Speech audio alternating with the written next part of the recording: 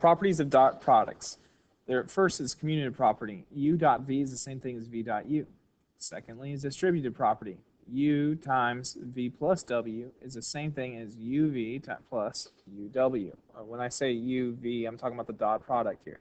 If you have a scalar, you can multiply the scalar through, and so you would either, I know people think this is to distribute, but these vectors actually are not two different terms, they're one term here. So it would actually just combine and be K times U dot V. Here, if you multiply dot or any vector by 0, you get 0. And if you this right here represents magnitude. So U dot U finds the magnitude because it'll be x times x plus y times y. X squared plus y squared is your magnitude. That's what that symbol represents. And so there it is.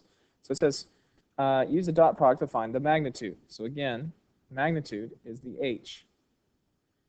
They gave us x and y. And so we could do Pythagorean theorem, and you could just say negative 6 squared plus 5 squared will equal our h squared. Negative 6 squared, I need to put parentheses here.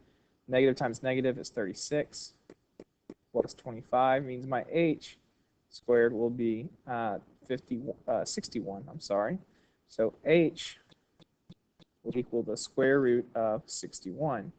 Now, typically we do plus or minus, but since we're talking about magnitude, we refer to that as just being positive. So it'll be 61. Now, what this is saying with a dot product is you could say that A dot A will give you the same magnitude. And they wrote it in these terms like this. So you'd have x times x. So negative 6 times negative 6 plus y times y. 5 times 5. When I multiply that out, I would get 36 plus 25, I'm sorry. 25. When you add those together, again, we get 61. And so A dot A is the same thing as the magnitude of A squared, which means if I wanted the magnitude by itself, I would just take the square root.